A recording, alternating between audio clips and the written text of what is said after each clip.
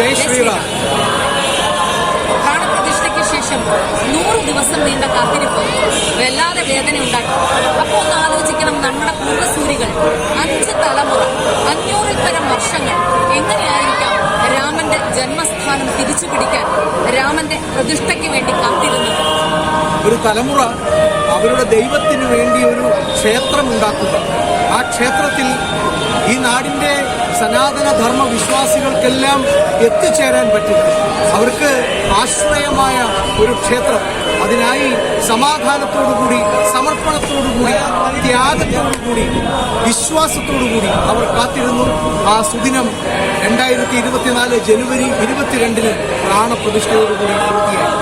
പ്രാണപ്രതിഷ്ഠയ്ക്ക് ശേഷം ഏതാണ്ട് 110 ദിവസത്തിന് ശേഷം സംസ്കൃതി ഞങ്ങൾ രണ്ടുപേരും അയോധ്യയിലെ രാമജന്മഭൂമി ക്ഷേത്രത്തിൽ രാംലല്ലയെ കാണുന്നതിന് അയോധ്യയിൽ എത്തിച്ചേർന്നിരിക്കുകയാണ്.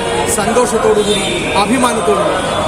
ഒന്നാലോചിച്ചാൽ സനാതന ധർമ്മം പുഷ്കലമായി തന്നെ എന്നും നിലനിൽക്കുന്നതിന് കാരണവും ഇതുതന്നെയാണ്.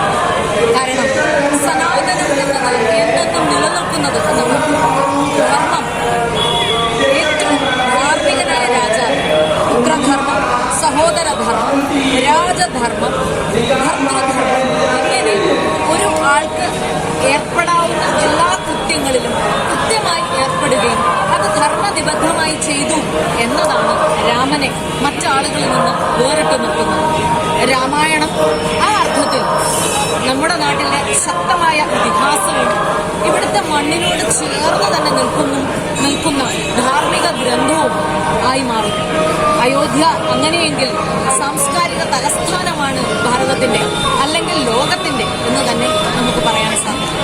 ഇവിടെ എത്താതെ ലോകത്തൊരാൾക്കും എന്താണ് ധർമ്മമെന്നും എന്താണ് ഭാരതമെന്നും മനസ്സിലാക്കാൻ പറ്റില്ല എന്ന് ഇവിടെ എത്തിച്ചേരുന്ന ലക്ഷക്കണക്കിന് ശ്രീരാമ ഭക്തർ, ഒഴുകിയെത്തുന്ന ശ്രീരാമ ഭക്തർ നമ്മളിപ്പോ കാണുകയാണ്, അല്ലേ?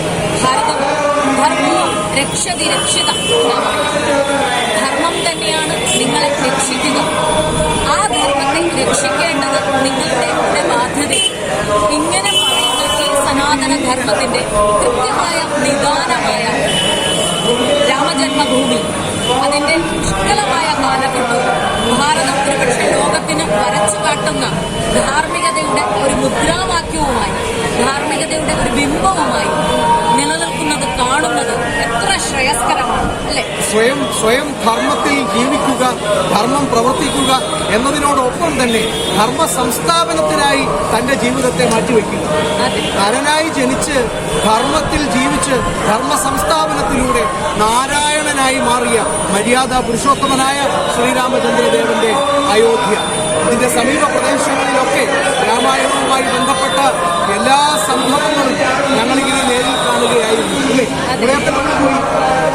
രാമൻ എന്ന വാക്ക് എത്ര തീക്ഷ്ണമായ ഒരു പദമാണ്. രാമൻ എന്ന് പറയാൻ സാധിക്കാതിരുന്ന കാട്ടാളൻ ആമരം ഈമരം എന്ന് മലയാള ഭാഷയിൽ ഒരു കഥയും, മര എന്ന് പറഞ്ഞ് ഹിന്ദിക്കാർ പറയുന്ന അല്ലെങ്കിൽ നോർത്ത് ഇന്ത്യക്കാർ പറയുന്ന ഒരു കഥയും രണ്ടും ചേർത്ത് വെക്കുമ്പോൾ മര മർണ എന്നൊക്കെ പറയുന്നതിന്റെ വിപരീതമായ അമരത്വം എന്നതാണ് രാമൻ എന്ന് വേദിപ്പിക്കുന്നു.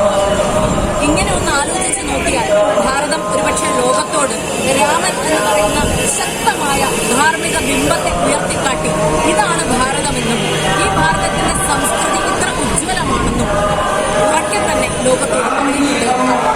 സാധനപാദം നടത്തിയ ഈ പിൽഗ്രിമേജ് തീർത്ഥാടനത്തിൽ പങ്കാളിയാകാനും ആ പങ്കാളിത്തത്തിൽ ഈ വിശുദ്ധ ഭൂമിയിൽ സ്പർശിക്കാനും രാംലല്ലയെ ഒന്ന് കാണാനും ഭാഗ്യമുണ്ടായതിന്റെ സന്തോഷത്തോടെ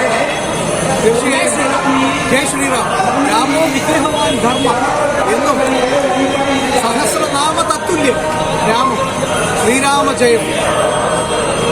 ഭാരതം ജയിക്കട്ടെ.